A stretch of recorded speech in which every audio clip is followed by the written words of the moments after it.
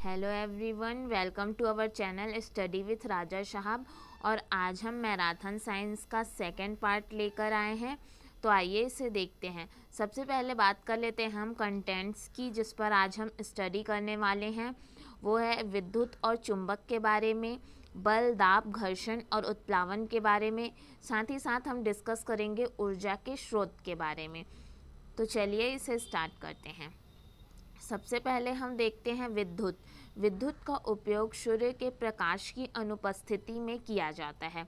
वैज्ञानिक J Thomson के अनुसार विद्युत केवल मुक्त इलेक्ट्रॉनों का बहाव है। जब भी किसी भी चीज़ में मुक्त इलेक्ट्रॉनों का बहाव होता है तो उससे जो है विद्युत या करंट क्रिएट होता है। ठीक है।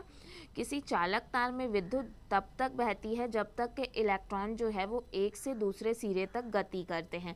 अगर गति उनकी बंद हो गई या हम स्विच ऑफ कर देते हैं और गति बंद हो जाती है तो विद्युत का प्रवाह भी बंद हो जाता है।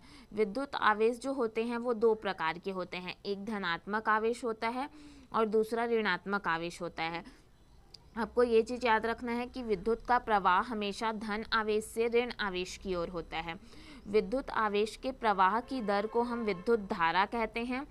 साथ ही साथ याद रखने लायक बात यह है कि विद्युत आवेश का SI मात्रक कूलाम्ब होता है, जिसको हम C से रिप्रेजेंट करते हैं। और इसकी वैल्यू जो होती है वो 6 × 10⁻18 इलेक्ट्रॉन्स होते हैं इसमें। ठीक है। इलेक्ट्रॉन में समाये आवेश के तुल्य होती है। विद्युत धारा का मात्रक एम्पियर है, इसको अमीटर से नापते हैं। कुछ पदार्थ विद्युत धारा को बहने देते हैं और कुछ पदार्थ इसको रोक लेते हैं। इसके अनुसार अगर हम देखें तो पदार्थ दो प्रकार के होंगे। एक होगा विद्युत का चालक या सुचालक और दूसरा होगा कुचालक। तो इसके बारे में पहले पढ़ लेते हैं। पहले जानते हैं कि विद्युत चालक या सुचालक क्या होते हैं। इस प्रकार के पदार्थों में विद्युत धारा आसानी से प्रवाहित होती है, जैसे कि तांबा, एल्यूमिनियम, चांदी, ये सब। ठीक है। इसीलिए जो हमारे घर के बिजली के वायर होते हैं उसमें हम तांबा या एल्यूमिनियम की जो तार होती है उसका प्रयोग करते हैं। अधिकतर प्रयोग तांबे का किया जाता है। चांदी का प्रयोग हम यहाँ पे नहीं करते। चांदी सबसे अच्छा सुचालक होता है, पर इसका प्रयोग यहाँ पे नहीं किया जाता क्योंकि ये बहुत ज़्यादा कॉस्टली होता है। अगर हम ऐसा करें तो फिर हमको ही बहुत महंगा पड़ जाएगा। और देखते हैं हम विद्युत का कुचालक या कमजोर चालक क्या होता है। तो जैसा कि ये नाम से ही समझ आ रहा है कि इस प्रकार के पदार्थों में विद्युत धारा प्रवाहित नहीं होती है। इसका एग्जाम्पल देख लेते हैं। आसूत जल है, रबड़, प्लास्टिक, लकड़ी, ठोस NaCl, ये सभी आ जाएंगे इसमें। ठीक है। तो यहाँ पे अगर हम बात करें प्लास्टिक या लकड़ी, आप इसे अगर समझना चाहें तो इसको अगर हम कहीं वायर से कनेक्ट भी कर दें तो हमको जनरली इससे कुछ भी, लकड़ी को अगर टच करें तो भी हमको करंट नहीं लगता है क्योंकि इसमें धारा का प्रवाह नहीं होता है। वहीं ठोस NaCl मतलब यहाँ पे सोडियम क्लोराइड की बात हो रही है, जिसे हम नमक भी कहते हैं। इसमें एक बात और हम याद रख लेते हैं कि विद्युत तारों के रोधक में जो होता है वो सिंथेटिक रबर नियोप्रीन का उपयोग किया जाता है। ठीक है। विद्युत तार के रोधक में किसका उपयोग किया जाता है ये आपको याद रखना है। सिंथेटिक रबर जो नियोप्रीन होती है उसका उपयोग किया जाता है। और विद्युत को हम किलोवाट घंटा से मापते हैं। ये क्वेश्चन भी पूछा जाता है कि विद्युत को किससे मापा जाता है। जो हमारे घर पर विद्युत होती है उसको आपको ऑप्शन दे दिए रहेगा, वोल्ट और अदर जो भी ऑप्शन। तो आपको ये याद रखना है कि इसको किलोवाट घंटा से मापा जाता है। बात करते हैं विद्युत सेल की। तो विद्युत सेल में एक और धातु की टोपी तथा दूसरी ओर धातु की डिस्क होती है। ठीक है।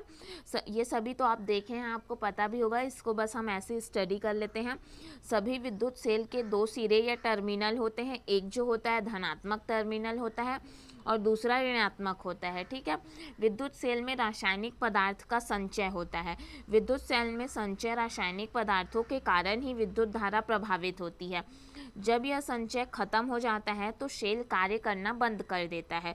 अगर हम बात करें सौर सेल की, तो आजकल विद्युत सेल के स्थान पर सौर सेल का प्रयोग किया जाता है, जो कि विद्युत के खपत को कम करता है। ठीक है। क्योंकि सौर सेल मतलब ये सूर्य के ऊर्जा से मिलने वाला है, तो इसमें जो है विद्युत का खपत नहीं होता है। सौर सेल जो है वो फोटो इलेक्ट्रिक सेल में प्रकाश ऊर्जा का विद्युत ऊर्जा में परिवर्तन होता है। सौर सेल जो होता है वो फोटो इलेक्ट्रिक सेल होता है और इसमें जो प्रकाश ऊर्जा है, सूर्य के प्रकाश से जो ऊर्जा मिल रही है उसका परिवर्तन विद्युत ऊर्जा में होता है सेल के रूप में। आगे देखते हैं विभवांतर। विभवांतर क्या होता है? किया गया कार्य और आवेश का अनुपात होता है। ठीक है, अगर आपको एक विभवांतर पूछा जाए तो आप कार्य के लिए मात्रक हम जानते हैं, कार्य के लिए हम किस यूनिट का यूज़ करते हैं? जूल का, तो आप 1 जूल लिख दीजिएगा। और आवेश के लिए हम कूलाम का यूज़ करते हैं, तो 1 कूलाम। तो 1 जूल और 1 कूलाम का अनुपात जो है वो 1 विभवांतर कहलाएगा। ठीक है, विभवांतर को हम वोल्ट मीटर से नापते हैं। आपको यहाँ पे 1 विभवांतर या 1 वोल्ट का डेफिनेशन भी पूछा जा सकता है, तो आपको याद रखना है कि 1 जूल और 1 कूलाम का ये एक रेशियो होता है। किसी चालक के अनुदिश वैद्युत दाब में अंतर को ही हम विभवांतर कहते हैं। अब बात करते हैं विद्युत बल्ब की। तो विद्युत बल्ब में प्रकाश एक तंतु या फिलामेंट के द्वारा होता है। जो आपको, अगर आप बल्ब देखे होंगे तो बीच में जो आपको 2 वायर की तरह दिखता है, ये जो होता है टंगस्टन का बना हुआ होता है। ये तंतु 2 टर्मिनल से जुड़ा होता है। फिलामेंट 2 मोटे तारों से जुड़ा होता है जो तंतु को आधार देते हैं। इनमें से केंद्र पर धातु की नोक से जो जुड़ा होता है, जो हमें 2 वायर दिखाई देता है, जब इन तारों को सेल के दोनों टर्मिनल से हम जोड़ते हैं तो बल्ब जो है वो जलता हुआ हमें दिखाई देता है। ठीक है, अगर हम बात करें बल्ब के अंदर क्या गैस भरा होता है, तो आपको याद रखना है कि बल्ब के अंदर नाइट्रोजन या ऑर्गन गैस भरी हुई होती है। आगे देखते हैं, बात करते हैं फ्यूज की। प्रत्येक विद्युत परिपथ में फ्यूज लगाए जाते हैं ताकि दुर्घटनावश विद्युत धारा का मान जब सुरक्षा सीमा से अधिक हो जाए तो फ्यूज के कारण आग लगने का डर नहीं होता है। ठीक है, फ्यूज में ऐसे तारों का उपयोग किया जाता है जो ज़्यादा विद्युत धारा प्रवाहित होने पर पिघलने लग जाती है, जिससे कि विद्युत परिपथ में विद्युत धारा का बहना बंद हो जाता है। एक अच्छा फ्यूज जो होता है वो टीन का बना होता है, परंतु अगर हम सस्ते फ्यूज की बात करें तो वो कांसे का भी बना होता है। कभी कभी किसी कारणवश बल्ब का तंतु खंडित हो जाता है, जिसके कारण विद्युत परिपथ में विद्युत धारा बहने के बावजूद भी बल्ब नहीं जलता है। इसे बल्ब का फ्यूज होना कहते हैं। हम फ्यूज में अक्सर इन्हीं बातों को रिलेट कर पाते हैं कि बल्ब जो फ्यूज हो जाती है, तो इसका रीज़न क्या होता है कि कभी कभी जो उसका तंतु खंडित हो जाता है, जिसके कारण विद्युत परिपथ में विद्युत धारा नहीं बहती है और हम कहते हैं कि बल्ब फ्यूज हो गया है।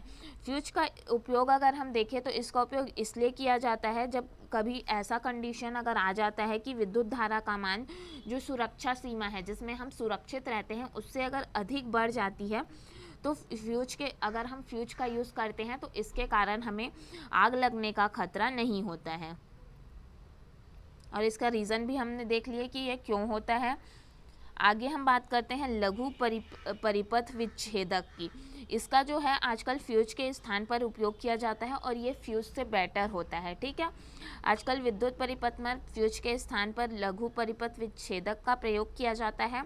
जब किसी परिपथ में विद्युत धारा सुरक्षा सीमा से अधिक हो जाती है तब ये जो स्विच है वो अपने आप ही बंद हो जाता है। ठीक है, हमें कुछ करने की ज़रूरत नहीं है, वो आप ही बंद हो जाएगा, जिसके कारण किसी भी प्रकार की दुर्घटना नहीं होती है। आगे बात करते हैं हम ओम के नियम की। तो एक विद्युत परिपथ में धातु के तार के 2 सिरों के बीच विभवांतर जो होता है वो उसमें बहने वाली धारा के समानुपाती होता है। और इस किस कंडीशन में समानुपाती होता है? जब तार का तापमान समान हो। ठीक है, तो आपका V जो होता है वो अनुक्रमानुपाती होता है I के। अब यहाँ पे आप क्या करेंगे, यहाँ पे अनुक्रमानुपाती का जो साइन दिख रहा है उसको हटाने के लिए हम एक नियतांक लेंगे। तो यहाँ पे हम जिस नियतांक का उपयोग कर रहे हैं वो R है, तो आपका क्या हो जाएगा V = I × R। यहाँ पे R जो है वो नियतांक है जिसे हम तार का प्रतिरोध कहते हैं, और प्रतिरोध का जो SI मात्रक होता है वो ओम होता है, जिसको हम इस साइन से रिप्रेजेंट करते हैं। एक चीज़ आपको याद रखना है कि कभी कभी ये भी पूछा जाता है कि किस पदार्थ का विद्युत लेपन करके जो है स्टील वगैरह को हम चमकदार बनाते हैं, तो आपको याद रखना है कि क्रोमियम का लेपन किया जाता है। ठीक है, बात करते हैं हम विद्युत चुंबक की। इसका आविष्कार हैंस क्रिश्चियन ऑरेस्टेड नामक वैज्ञानिक ने किया था। इनके अनुसार जब किसी तार से विद्युत धारा प्रवाहित होती है तो उसके पास रखी चुंबकीय सुई में विक्षेप होता है, अर्थात वह तार चुंबक की भांति व्यवहार करता है। ठीक है। विद्युत धारा का तापी प्रभाव देख लेते हैं। जब किसी तार से कोई विद्युत धारा प्रवाहित होती है तो वो तप्त हो जाता है, इसे ही हम क्या कहते हैं, विद्युत धारा का तापी प्रभाव। किसी तार में उत्पन्न ऊष्मा का परिणाम जो होता है वो उस तार के पदार्थ की लंबाई और मोटाई पर निर्भर करता है। विद्युत बल्ब में फिलामेंट नामक तंतु होता है, जिसके बारे में अभी हमने पहले ही पढ़ा।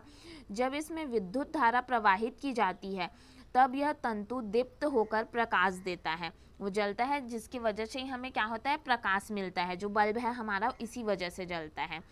हीटर, गीजर, इस्त्री, हेयर ड्रायर, विद्युत केतली, इन सभी में तारों की एक कुंडली होती है। इस कुंडली को एलिमेंट या तापन अवयव कहते हैं। जब हम स्विच ऑन करते हैं तो इनके एलिमेंट जो होते हैं वो गर्म हो जाते हैं। एलिमेंट या जो उसमें तापन अवयव होता है वो गर्म हो जाते हैं, जो गर्म होकर हमें ऊष्मा देते हैं। ठीक है। कुछ स्मरणीय तथ्य है जो हमें याद रखना है। विद्युत परिपथ में स्विच कहीं पर भी हम लगा सकते हैं। ठीक है। विद्युत परिपथ में लंबी रेखा जो होती है वो प्लस टर्मिनल की होती है तथा जो छोटी रेखा होती है वो माइनस टर्मिनल को व्यक्त करती है। CFL बल्ब विद्युत की क्षति में कमी करते हैं। ये आपको याद रखना है, जो CFL बल्ब होता है वो उसमें विद्युत की क्षति कम होती है, इसलिए आजकल जो है अधिकतर CFL बल्ब का यूज़ किया जाता है। फ्यूज के स्थान पर लघु परिपथ विच्छेदक का प्रयोग करना ज़्यादा उचित होता है। इसके बारे में हमने स्टार्टिंग में ही पढ़ा है। LED बल्ब दुर्बल विद्युत धारा प्रवाहित होने पर भी दीप्त होते हैं। कभी कभी आपने देखा होगा जब वोल्टेज थोड़ा कम होता है तो भी जो LED बल्ब है वो थोड़ा हमें जलता हुआ दिखाई देता है। ठीक है। उसका कारण यही है कि ये दुर्बल विद्युत धारा प्रवाहित होने पर भी दीप्त होते हैं। वायु विद्युत की कुचालक होती है। विद्युत उपकरण को इस्तेमाल करते समय हाथ गीले नहीं होने चाहिए। इसके पीछे का कारण यह है कि जो लवणीय जल होता है वो विद्युत का सुचालक होता है। ठीक है। लवण युक्त जो जल होता है वो विद्युत का सुचालक होता है। आगे देखते हैं, चुंबक के बारे में हम स्टडी कर लेते हैं। तो चुंबक की जो खोज है वो सबसे पहले यूनान में मैग्नस नामक गरड़िए ने की थी और उसके नाम पर ही जो है पत्थर का नाम मैग्नेटाइट रखा गया। इसमें लोहा पाया जाता है। मैग्नेटाइट मैग्नीशिया नामक स्थान पर पाया गया था। सबसे पहली बार जब उसे देखा गया था वो मैग्नीशिया में देखा गया था। जिन पदार्थों में लोहे को आकर्षित करने का गुण पाया जाता है वो चुंबक कहलाते हैं। ठीक है। चुंबक बेसिकली दो प्रकार के होते हैं, एक प्राकृतिक चुंबक होता है और दूसरा कृत्रिम चुंबक होता है। प्राकृतिक चुंबक की अगर हम बात करें तो इस प्रकार का चुंबक प्रकृति में छोटे छोटे टुकड़ों या पहाड़ों में पाया जाता है। कृत्रिम चुंबक जैसा कि नाम से स्पष्ट है, इसमें लोहे के टुकड़े को चुंबक की तरह बनाया जाता है। ठीक है। ये मनुष्य के द्वारा बनाया जाता है। ये विभिन्न आकृति के हो सकते हैं, जैसे हम इसको गोल, छड़, नाल, बेलनाकार, किसी भी आकृति का हम बना सकते हैं। कुछ पदार्थ चुंबक की तरफ आकर्षित होते हैं और कुछ नहीं भी होते। ये चीज़ हमने फील किया है। तो इसके आधार पर जो पदार्थ होंगे वो दो प्रकार के होते हैं, एक चुंबकीय पदार्थ होता है और दूसरा गैर चुंबकीय पदार्थ होता है। बात करते हैं चुंबकीय पदार्थ की। तो जो पदार्थ चुंबक की तरफ आकर्षित होते हैं उन्हें हम चुंबकीय पदार्थ कहते हैं, जैसे कि कोबाल्ट, निकिल और लोहा। गैर चुंबकीय पदार्थ अगर देखें हम तो जो पदार्थ चुंबक की तरफ आकर्षित नहीं होते हैं उन्हें हम अचुंबकीय या गैर चुंबकीय पदार्थ कहते हैं। ठीक है। जैसे कि एल्यूमिनियम, कॉपर, प्लास्टिक, लकड़ी, ये सभी जो हैं वो चुंबक के पास भी आप ले जाएंगे तो वो आकर्षित नहीं होते हैं। आगे हम देखते हैं कंपास या दिक्सूचक जिसे हम कहते हैं, इसका प्रयोग। इसके बारे में आपको कुछ कुछ बातें याद रखनी है जो कि एग्ज़ाम में पूछे जाते हैं। प्रायः यात्री नाविक दिशा ज्ञात करने के लिए कंपास का प्रयोग करते हैं। ठीक है। और एक चीज़ आपको इसमें और पूछा जाता है कि जो स्वतंत्र लटका हुआ चुंबक जो होता है वो एक निश्चित दिशा में विरामावस्था में आ जाता है, वो दिशा कौन सी होती है? तो आपको याद रखना है कि वो दिशा उत्तर दक्षिण की दिशा होती है। ठीक है। दूसरी चीज़ जो कंपास या दिक्सूचक से बनता है वो ये है कि उत्तरी ध्रुव की पहचान करने के लिए सुई के उत्तरी ध्रुव को किस रंग से पेंट किया जाता है। तो आपको याद रखना है कि उसको लाल रंग से पेंट किया जाता है। ये जो क्वेश्चन है वो कंपोस्ट या दिक्सूचक से बनते हैं, ठीक है। आगे और अगर हम बात करें कि इस यूनिट से कौन कौन से क्वेश्चंस बन सकते हैं, तो आपको जो हमने स्टार्टिंग में ही पढ़ा, एक कूलम की वैल्यू जो हमने देखी वो पूछे जा सकते हैं आपको। साथ ही साथ आपको याद रखना है कि विद्युत तार में जो हम पढ़े कि किसका लेपन किया जाता है, ये भी आपको पूछा जा सकता है। नियोप्रिन जो हमने स्टडी किया है। साथ ही साथ बाकी क्वेश्चन जो होंगे वो वही चुंबक और दिक्सूचक से पूछे जाएंगे, ठीक है। आपको ये भी याद रखना है कि किसका कौन विद्युत का सुचालक है, कौन नहीं है, और किसके लिए किस मात्रक का यूज़ किया जाता है, क्योंकि इस टाइप के क्वेश्चन भी हैं, एग्ज़ाम में पूछे जाते हैं। और इस यूनिट से ये किस टाइप के क्वेश्चन, फ्यूज तार से रिलेटेड भी कुछ क्वेश्चन पूछा जा सकता है कि फ्यूज तार के गलनांक या विशिष्ट प्रतिरोध, इससे रिलेटेड भी क्वेश्चन बन सकते हैं इसमें से, ठीक है। आगे हम स्टडी करते हैं। और हाँ, साथ ही साथ जो घरों में विद्युत मीटर दिखाए जाते हैं उसमें यूनिट किस में होता है ये भी पूछा जा सकता है। आपको याद रखना है, किलोवाट घंटा जो हमने पढ़ा है वो आ जाएगा इसमें, ठीक है। बात करते हैं हम बल की। किसी वस्तु को गति में लाने के लिए उसे धक्का देना, अपकर्षित या खींचना पड़ता है। इस अपकर्षण या अभिकर्षण को हम बल कहते हैं। अर्थात बल वह बाहरी कारक है जो वस्तु की अवस्था, या वो विराम हो या गति, उसमें परिवर्तन ला सकता है। बल का एसआई मात्रक जो है वो न्यूटन होता है और इसका सीजीएस मात्रक डाइन होता है। इसके बारे में हमने पिछले मैराथन में भी थोड़ी स्टडी की थी। आज हम इसको पूरा डीप देखेंगे। बल के प्रकार और घर्षण के बारे में भी हम अच्छे से स्टडी करेंगे। तो आपको ये याद रखना है, 1 न्यूटन बराबर 10⁵ डाइन होता है। आगे देखते हैं बलों के प्रकार। बल मुख्य रूप से 2 प्रकार के होते हैं, ठीक है। एक संपर्क बल और एक असंपर्क बल। ये तो इसकी डेफिनेशन आप नाम से ही बता सकते हैं। संपर्क बल जो होता है वो 2 वस्तुओं के संपर्क के कारण लगने वाला बल होता है, ठीक है। ये भी 2 प्रकार के होते हैं। एक होता है पेशी बल। जंतुओं के मांसपेशियों की क्रिया स्वरूप लगने वाले बल को पेशी बल कहते हैं। ये छड़ या रस्सी की सहायता से भी हो सकता है। उदाहरण में देख लीजिए, पानी की बाल्टी को जब हम कुएं से खींचते हैं, या बैलों के द्वारा गाड़ी खींचना, भोजन के आहार नाल से आगे बढ़ना, सांस लेने के लिए फेफड़ों का सिकुड़ना और फैलना, ये सभी जो है वो पेशी बल के कारण है, ठीक है। घर्षण बल की बात करें अगर हम, तो संपर्क में रखी 2 वस्तुओं के मध्य जो बल उनकी गति का विरोध करता है उसको हम घर्षण बल कहते हैं। उदाहरण, जूते के सोल का घिसना, कागज पर पेन से जो हम लिखते हैं वो घर्षण के कारण ही संभव होता है। साथ ही आपको ये याद रखना है कि घर्षण कभी भी पूर्णतः समाप्त नहीं हो सकता, क्योंकि कोई भी पृष्ठ जो है वो पूर्णतः चिकना नहीं हो सकता। इसमें कुछ ना कुछ अनियमितताएं जरूर हम देखते हैं। अब आगे आप याद रखना कि हम घर्षण बल के प्रकार के बारे में भी आगे डिस्कस करेंगे।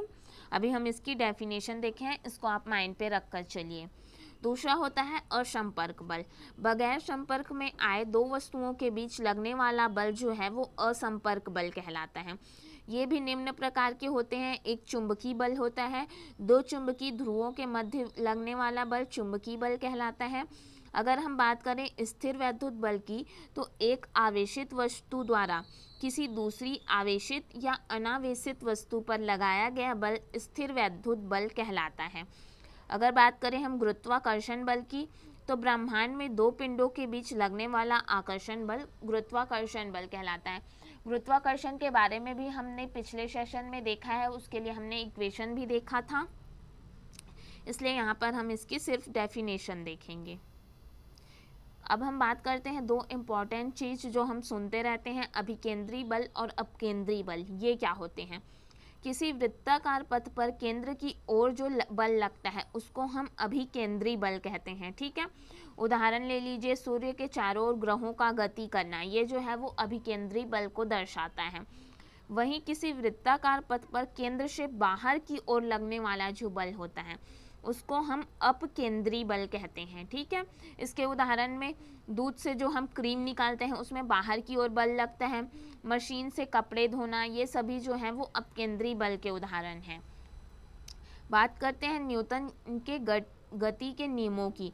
इसको सर आइजैक न्यूटन ने 1687 में अपनी पुस्तक प्रिंसिपिया में प्रतिपादित किया था। ये 3 प्रकार के होते हैं। प्रथम नियम जो है जड़त्व का नियम, दूसरा द्वितीय नियम है और तृतीय नियम है। तो अगर हम प्रथम नियम की बात करें तो इसकी स्टडी हमने की थी अपने पिछले सेशन में। ठीक है, इसलिए यहाँ पर मैंने उसका जो डेफिनेशन है वो नहीं लिखा है।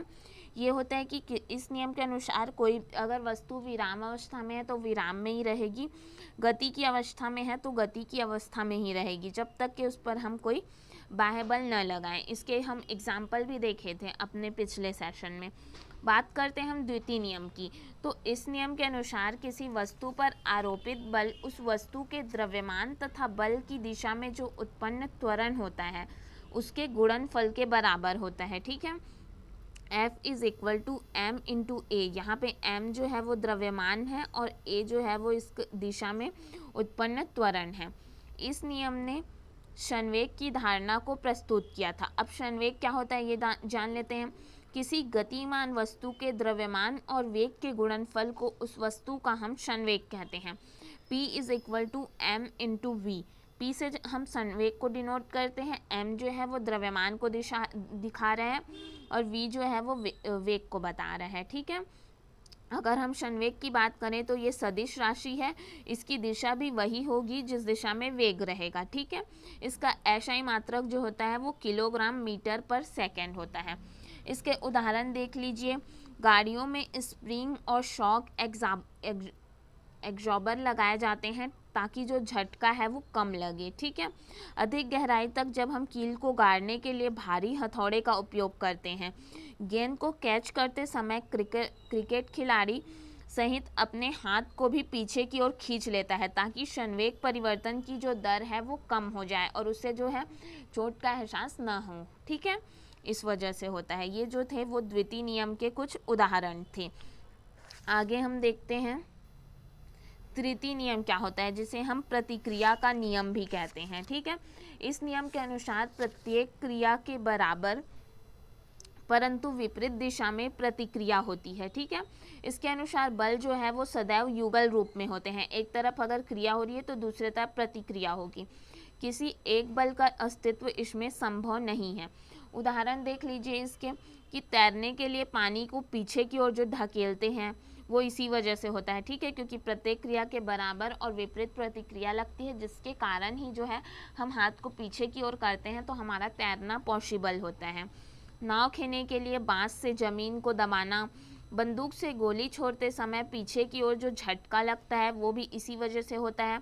रॉकेट का आगे बढ़ना, ये सभी न्यूटन के गति के तृतीय नियम के एग्जाम्पल हैं। बात करते हैं हम संवेग संरक्षण के नियम की। यदि किसी समूह में वस्तुएं एक दूसरे पर बल लगा रही है अर्थात पारस्परिक क्रिया कर रही है तो पारस्परिक क्रिया के पहले और पारस्परिक क्रिया के बाद उनका कुल संवेग जो रहता है वो संरक्षित रहता है। ठीक है, अगर उन पर हम कोई भी बाह्य बल नहीं लगा रहे हैं तो। इसके कुछ उदाहरण देख लेते हैं।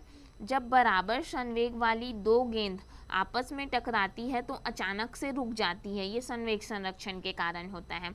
बंदूक चलाने वाले बंदूक को कंधे में दबा कर रखते हैं, ये चीज़ आपने देखा भी होगा, ताकि धक्का न लगे ज़्यादा। ठीक है, हल्की बंदूक जो होती है वो अधिक वेग से हटती है, इसलिए इससे जो है ज़्यादा धक्का लगेगा। ठीक है, और जो भारी बंदूक होगी उसका खुद का एक वेट होगा, इसलिए वो थोड़े कम वेग से हटेगी।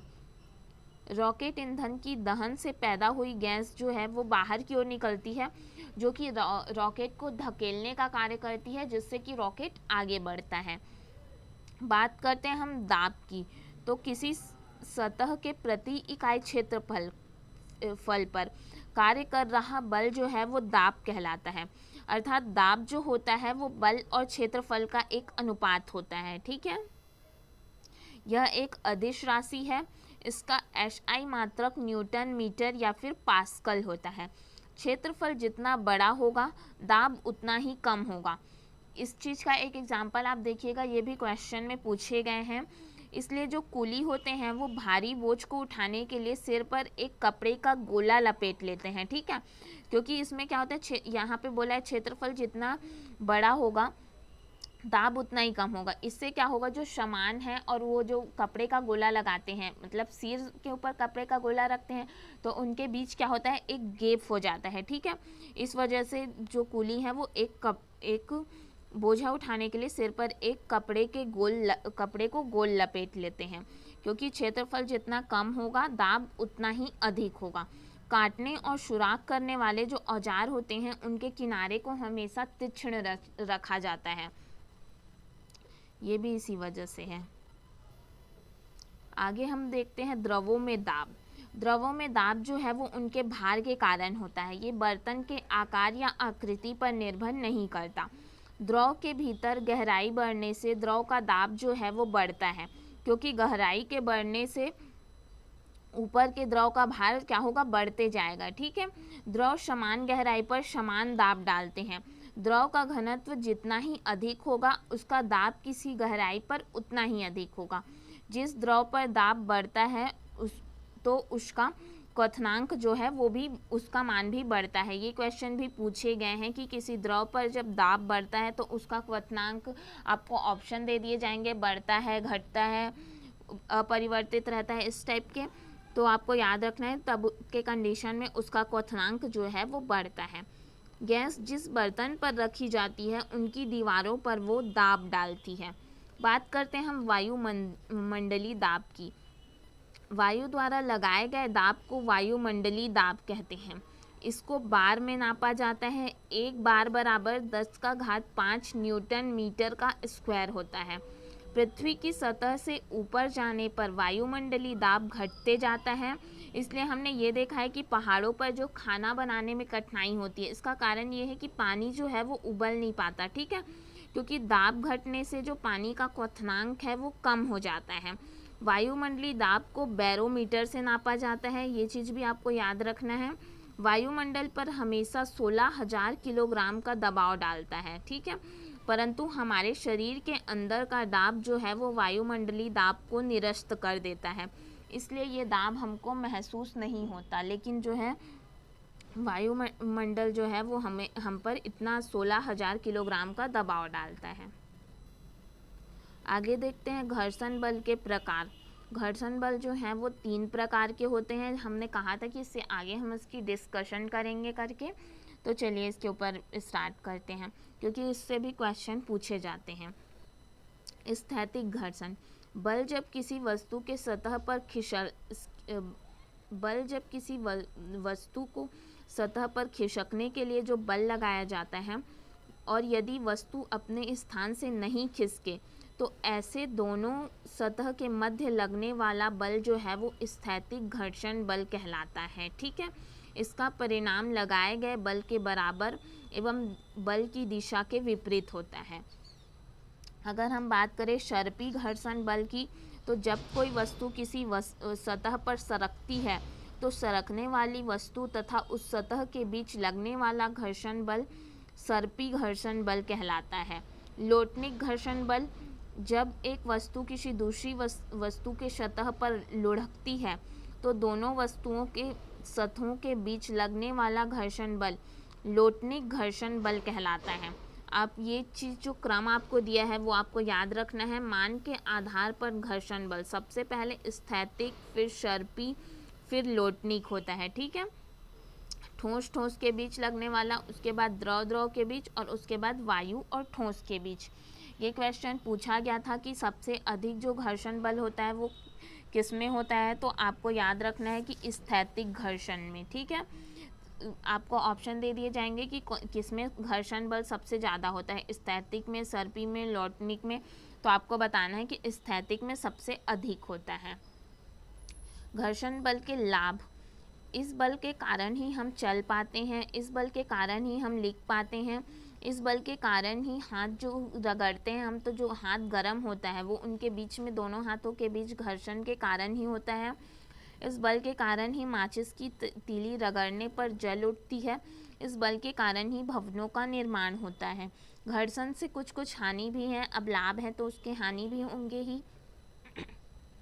इस बल के कारण ही मशीनों के कल पुर्जे टूट जाते हैं, इस बल के कारण वस्तुएं घिस जाती है और इस बल के कारण ही उत्पन्न ऊष्मा के कारण जो है बहुत अधिक ऊर्जा नष्ट होती है। घर्षण बढ़ाने के उपाय देख लेते हैं हम। जूतों की तली का खींचदार होना, टायरों का जो खांचेदार होते हैं वो थोड़े ऐसे खुरदुरे टाइप के होते हैं, वो घर्षण को बढ़ाने के लिए किया जाता है। ब्रेक प्रणालियों में ब्रेक पैडों का उपयोग किया जाता है। कबड्डी के खिलाड़ी का अपने हाथ पर मिट्टी रगड़ना, मिट्टी क्यों वो रगड़ते हैं कि जब उनके हाथ को कोई पकड़ते हैं तो अगर चिकने में क्या होता है कि आसानी से खिंचा जाता है, ठीक है। मिट्टी लगाने से उनके हाथ जो चिकने होते हैं उन पर एक घर्षण होता है मिट्टी की वजह से, जिस वजह से क्या है, हाथ आसानी से नहीं पकड़ सकते आप। आगे देखते हैं हम घर्षण कम करने के उपाय क्या क्या हैं। कैरम बोर्ड पर हम पाउडर छिड़कते हैं, ठीक है। जब वो अत्यधिक वो हो जाता है, क्या बोलते हैं उसमें, हम अच्छे से खेल नहीं पाते तो हम उसमें पाउडर छिड़कते हैं, जिससे वो आसानी से जो है खेल पाते हैं हम उसमें।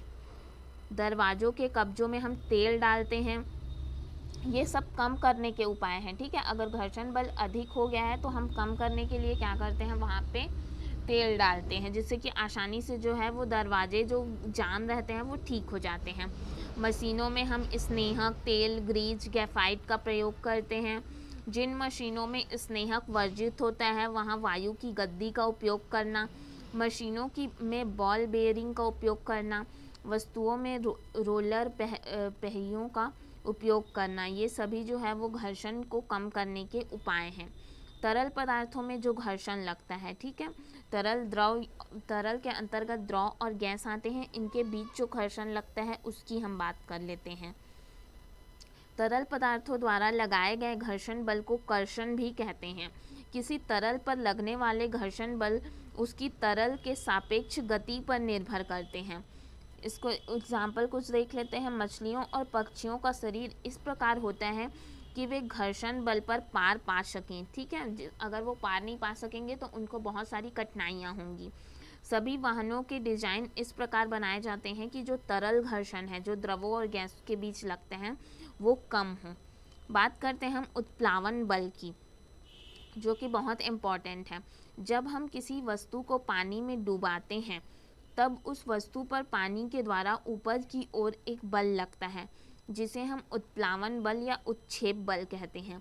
इस बल के कारण वस्तु के भार में आभासी कमी महसूस होती है, जो उस वस्तु के द्वारा हटाए गए जल के बराबर होती है। यही जो है वो आर्किमिडीज का सिद्धांत है, ठीक है। इस सिद्धांत के अनुसार किसी वस्तु के प्लावन के लिए 3 स्थितियां हो सकती हैं। क्या क्या स्थिति हो सकती है? पहला है, अगर वस्तु का भार उसके उत्प्लावन बल से अधिक होता है, तब जब कोई भी वस्तु है वो डूब जाती है, जैसे कि कील का डूबना, भरी हुई कटोरी जो है वो पानी में डूब जाती है, पानी से भरी बोतल का डूबना। लेकिन अगर सेकंड कंडीशन देखिए, अगर वस्तु का भार उसके उत्प्लावन बल से कम होता है तो ऐसी स्थिति में वस्तु का घनत्व जल के घनत्व से कम होता है और वस्तु तैरने लगती है, जैसे जहाज का तैरना, खाली कटोरी का तैरना, पानी की खाली बोतल का तैरना। आपको ये चीज़ याद रखना है कि कोई भी वस्तु अगर पानी के ऊपर क्यों तैरती है, इसके पीछे का रीज़न यही होता है, ठीक है। अगर वस्तु का भार उसके तीसरे कंडीशन पर बात कर रहे हैं, अगर वस्तु का भार उसके उत्प्लावन बल के बराबर होता है तो वस्तु जो है वो जल के सतह के नीचे तैरती है, ठीक है। आगे देखते हैं हम। इस चैप्टर से पहले हम देख लेते हैं कि किस किस टाइप के क्वेश्चन पूछे जा सकते हैं। तो इसमें आपको बल का जो हमने एसआई मात्रक पढ़ा, न्यूटन के वैल्यूज़ पढ़ी, वो आपको पूछे जा सकते हैं। और घर्षण से रिलेटेड जो हमने बताया कि आपको ऑप्शन दे दिए जाएंगे किसमें घर्षण कैसा होता है। और अगर हम दाब की बात करें तो दाब से रिलेटेड जो हमने पहाड़ों पर खाना बनाने में कठिनाई वाला टॉपिक पढ़ा है, उससे क्वेश्चन पूछे जा सकते हैं, ठीक है। और ये आपको याद रखना है कि तरल पदार्थों पर लगाए गए बल, जो घर्षण बल होता है, उसको हम कर्षण कहते हैं। आपको ऑप्शन में कई प्रकार के दे सकते हैं, अपकर्षण, अभिकर्षण या मंदन, कुछ भी दे सकता है, ठीक है। आपको याद रखना है कि तरल पदार्थों द्वारा जो लगाया गया घर्षण बल होता है उसको हम कर्षण कहते हैं। और इससे पूछे जा सकते हैं वो कुली वाला क्वेश्चन जो बनता है वो इससे पूछा जा सकता है। साथ ही साथ इसमें हाँ, जब हम किसी भी चीज़ की दाब वृद्धि करते हैं तो पानी का क्वथनांक में किस प्रकार का परिवर्तन आता है, बढ़ता है, घटता है, अपरिवर्तित रहता है, इस तरह के क्वेश्चन भी पूछे जा सकते हैं। ठीक है, और आपको याद रखना है कि बल को मापने के लिए स्प्रिंग तुला का प्रयोग किया जाता है। ये कुछ क्वेश्चन हैं जो इस चैप्टर से पूछे जा सकते हैं। आगे हम देखते हैं, बात करते हैं हम ऊर्जा की। जीव जंतुओं को जीने के लिए ऊर्जा की आवश्यकता होती है जो उन्हें भोजन से मिलती है। ऊर्जा के स्रोत हम जानते हैं कि हमें ऊर्जा लकड़ी, कोयला, पेट्रोल, डीजल, सूर्य, पवन, जल आदि से प्राप्त होती है। अतः ये ऊर्जा के स्रोत होते हैं। वे पदार्थ जिनसे हम लंबे समय तक के ऊर्जा प्राप्त कर सकते हैं ऊर्जा के स्रोत कहलाते हैं। ऊर्जा के स्रोत की विशेषताएं देख लेते हैं हम कि उसमें क्या क्या विशेषता होनी चाहिए। तो इनकी प्रमुख विशेषताएं हैं, ये प्रचुर मात्रा में उपलब्ध होना चाहिए, ये सस्ता होना चाहिए, इसका भंडारण, संवहन और प्रयोग आसान होना चाहिए, इसका ऊष्मीमान अधिक होना चाहिए, इससे हानिकारक गैसों की उत्पत्ति नहीं होनी चाहिए। ठीक है, ये उसकी विशेषताएं हो गई। अब ऊर्जा के स्रोत का वर्गीकरण देख लेते हैं। तो ऊर्जा के स्रोत जो हैं वो दो आधार पर वर्गीकृत किए जाते हैं, एक समय और दूसरा उपयोग के आधार पर। समय के आधार पर अगर देखें तो ऊर्जा के स्रोत कितने समय से उपयोग हो रहे हैं इस आधार पर। ठीक है, और उपयोग में देखें तो एक बार उपयोग हो जाने के बाद हम उनका दोबारा उपयोग कर सकते हैं या नहीं, इस आधार पर भी है जो वर्गीकृत किए जाते हैं। तो पहले देखते हैं, समय के आधार पर ऊर्जा के स्रोत जो हैं वो दो प्रकार के होते हैं, परंपरागत स्रोत और गैर परंपरागत स्रोत।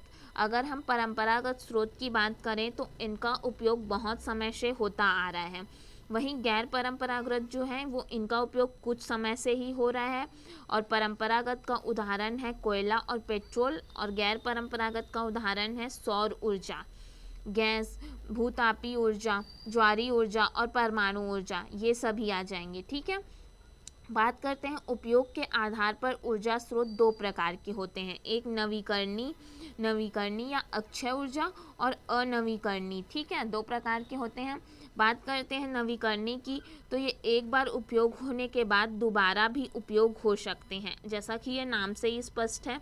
अक्षय भी कहते हैं इसे, इनके भंडार कभी भी समाप्त नहीं होंगे, इनसे प्रदूषण नहीं होता है। इसके उदाहरण हैं सौर ऊर्जा, पवन ऊर्जा, भूतापी, ज्वारी, जल विद्युत ऊर्जा और बायोगैस, ये सभी आ जाएंगे इसमें। ठीक है, अनवीकरणीय में ये एक बार उपयोग होने के बाद दोबारा उपयोग नहीं हो सकते हैं, इनके भंडार जो हैं वो कभी ना कभी समाप्त हो जाएंगे और इनसे प्रदूषण भी होता है। इसके उदाहरण हैं लकड़ी, कोयला, पेट्रोल, डीजल, परमाणु गैस, ये सभी परमाणु ऊर्जा, ये सभी आ जाएंगे। ठीक है, ऊर्जा के विभिन्न स्रोत होते हैं। तो एक स्रोत होता है इसमें कोयला, जिससे रिलेटेड आपको क्वेश्चन भी पूछे जाते हैं इसके प्रकार वगैरह के बारे में, तो इसके बारे में हम पढ़ लेते हैं। कोयला जो है ये बहुत पुराना ऊर्जा का स्रोत है। इसका मुख्य घटक कार्बन होता है। ये पृथ्वी के भूपर्पटी में पाया जाता है। इसका निर्माण वनस्पतियों के दबने से हुआ है। आगे देखते हैं, ये चार प्रकार का होता है। पहला जो होता है ये पीट है। ठीक है,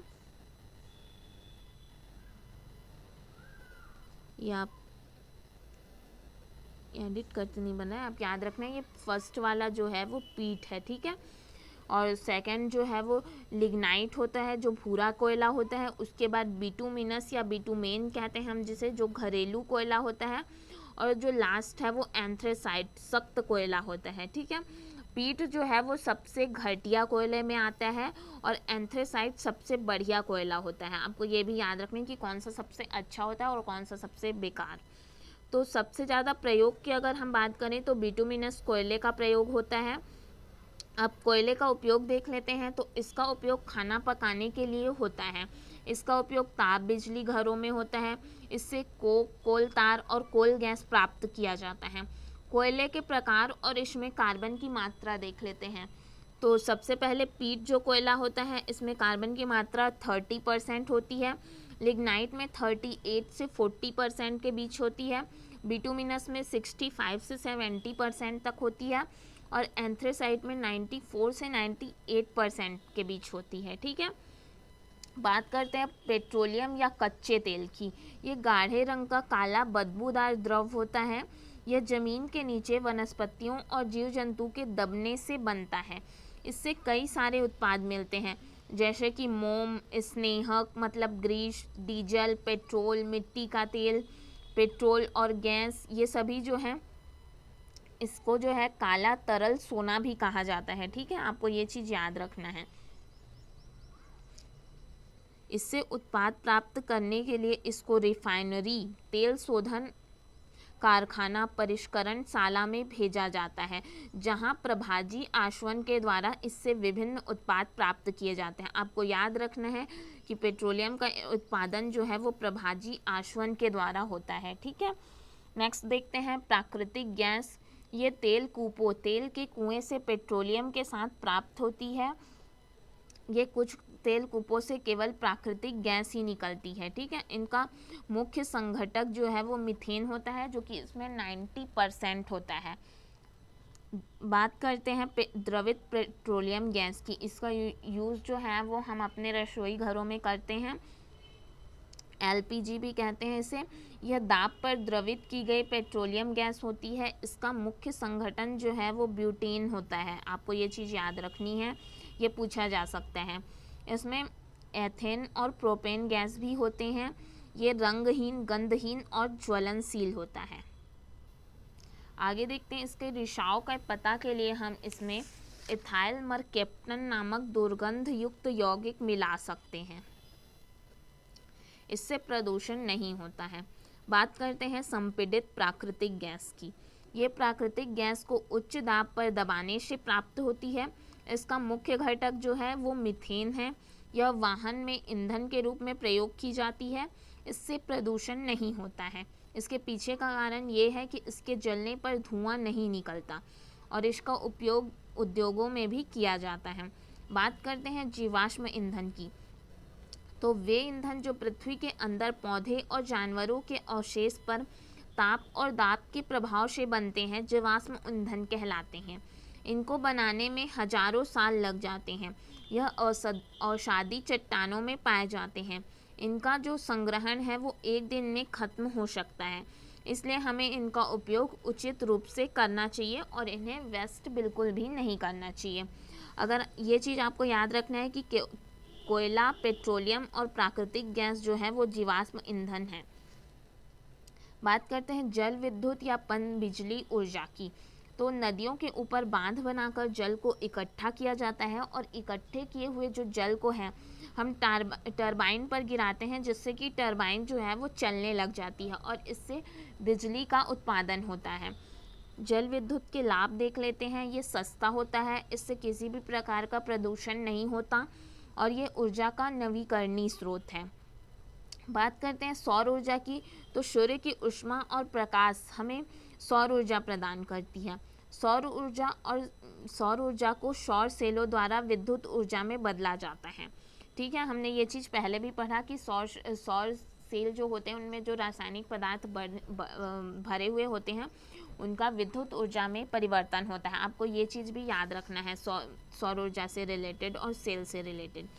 सौर सेल में जो है वो सिलिकॉन और गैलियम के बने होते हैं। ठीक है, ये क्वेश्चन भी पूछे जाते हैं।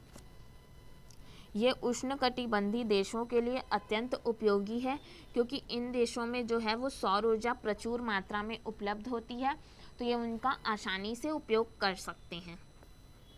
आगे देखते हैं इस सौर ऊर्जा का प्रयोग कहाँ कहाँ होता है। तो इसका उपयोग खाना बनाने में, सौर कुकर द्वारा पानी गर्म करने में, सौर हीटर के द्वारा प्रकाश उत्पन्न करने और बिजली बनाने, फोटोवोल्टिक सेल जो सौर ऊर्जा का उपयोग सेलों के द्वारा किया जाता है, जिसमें इस सब में इसका उपयोग होता है।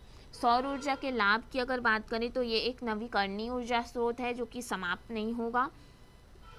ये प्रदूषण नहीं करता है, ये लगभग पूरे वर्ष मिलते रहता है। अब इसकी कुछ कुछ हानियाँ भी हैं, जैसे कि ये केवल हमें दिन में ही मिलता है। ये खर्चीला होता है। खर्चीला इस प्रकार से क्योंकि इसका जो हम उत्पादन करते हैं तो उसमें जो गैजेट्स यूज़ होंगे, ठीक है, उसमें जिसका हम यूज़ करते हैं वो काफ़ी महंगे होते हैं। वर्षा और शीत ऋतु में इसकी उपलब्धता जो है वो कम हो जाती है, क्योंकि सूर्य का प्रकाश जो है वो आना कम हो जाता है, या बदली वाले दिनों में जो है ये प्रभावित होता है। बात करते हैं पवन ऊर्जा या वायु ऊर्जा की। पवन ऊर्जा का उपयोग प्राचीन समय से हो रहा है। प्राचीन समय में पानी के जहाज पवन ऊर्जा का उपयोग करते थे। पवन की गतिज ऊर्जा, जो उसकी गति के कारण उत्पन्न होने वाली ऊर्जा है, उसको ही हम पवन ऊर्जा कहते हैं। इसे पवन चक्की द्वारा प्राप्त किया जाता है। इसका उपयोग देख लेते हैं। तो लोगों को एक जगह से दूसरी जगह पानी के जहाज़ों के द्वारा ले जाने के लिए इसका उपयोग किया जाता है। विद्युत उत्पादन में इसका उपयोग होता है। भूमिगत जल को ऊपर खींचने में, अनाजों को पीसने में, इन सभी में पवन ऊर्जा का उपयोग किया जाता है। इसके लाभ देख लेते हैं। ये सभी जगह उपलब्ध होता है, क्योंकि वायु जो है वो हम देखते हैं सभी जगह ही है। ये भी नवीकरणीय होता है, जो कि समाप्त नहीं होने वाला है, और इससे किसी भी प्रकार का प्रदूषण नहीं होता है। ये चीज़ तो हमने पहले ही पढ़ा है उन दोनों के डिफरेंस में, कि नवीकरणीय जो होते हैं उनमें किसी भी प्रकार का प्रदूषण नहीं होता। पवन ऊर्जा से हानि देख लेते हैं। तो ये महंगा है, पक्षियों के लिए हानिकारक होता है, दूर संचार के संदेशों में व्यवधान उत्पन्न करता है। ये सभी इसकी हानि है। बात करते हैं भूतापी ऊर्जा की। तो पृथ्वी के अंदर से निकलने वाले गर्म जल के झरनों से भूतापी ऊर्जा प्राप्त होती है। पृथ्वी की गहराई में तापमान होता है, जिससे जल गर्म होकर झरनों के रूप में पृथ्वी के सतह पर आ जाते हैं। ठीक, ये होती है भूतापी ऊर्जा। इसका उपयोग देखते हैं। तो इसका उपयोग जो है वो खाना बनाने, नहाने, बिजली बनाने में किया जाता है। भूतापी ऊर्जा से लाभ, ये पूरे वर्ष से ऊर्जा, इसमें पूरे वर्ष हम ऊर्जा प्राप्त कर सकते हैं और इससे प्रदूषण नहीं होता है। भूतापी ऊर्जा से हानि, तो इसके संवहन का जो खर्च है वो ज़्यादा होता है और ये सभी जगह पर उपलब्ध नहीं होता है। ज्वारी ऊर्जा देख लेते हैं। ये ऊर्जा जो है समुद्र में आए ज्वार से उत्पन्न की जाती है। इससे बिजली बनाई जा सकती है। ज्वारी ऊर्जा के लाभ, ये अशमाप्य होती है और यह प्रदूषण मुक्त होती है। ज्वारी ऊर्जा से हानियाँ भी देख लेते हैं।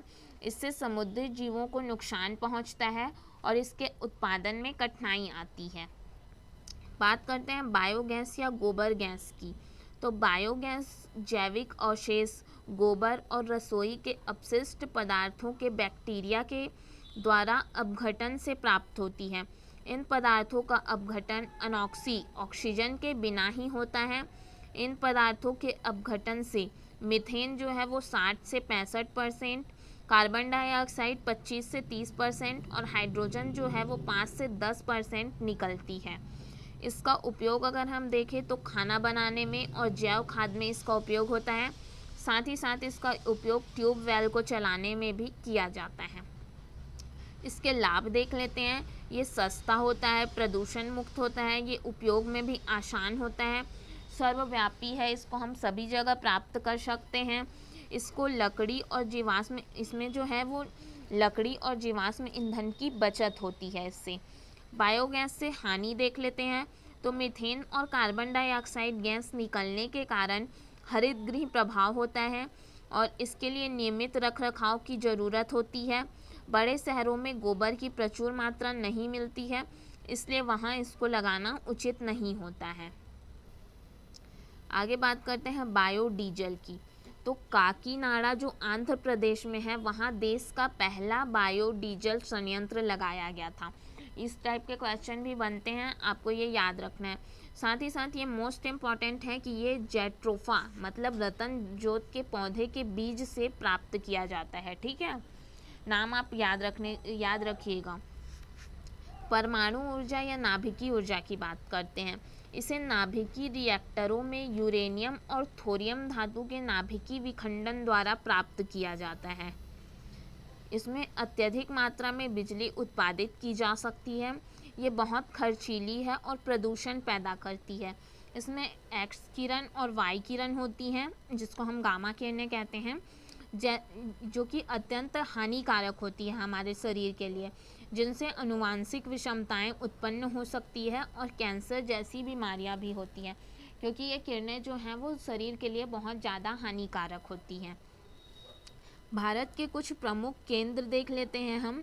तो जो तारापुर है वो मुंबई महाराष्ट्र में है, नरौरा बुलंदशहर उत्तर प्रदेश में है, और काकरापारा जो है वो सूरत गुजरात में है, कैगा जो है कर्नाटक में है, और कलपक्कम जो है चेन्नई तमिलनाडु में है, और कुडनकुलम जो है वो भी तमिलनाडु में है।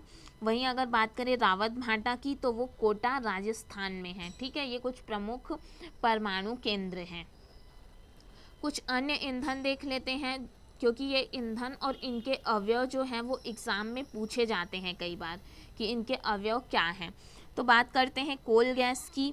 तो इसके अवयव हैं हाइड्रोजन, मीथेन, कार्बन मोनोऑक्साइड। ठीक है, बात करते हैं भाप अंगार गैस, या जिसको हम वाटर गैस कहते हैं। इसके अवयव हैं हाइड्रोजन, कार्बन मोनोऑक्साइड। वायु अंगार गैस या प्रोड्यूसर गैस जो है, इसका अवयव होता है कार्बन मोनोऑक्साइड और नाइट्रोजन। इसका यूज़ जो है वो वाहनों में किया जाता है, जो सिलेंडर वाले होते हैं उनमें।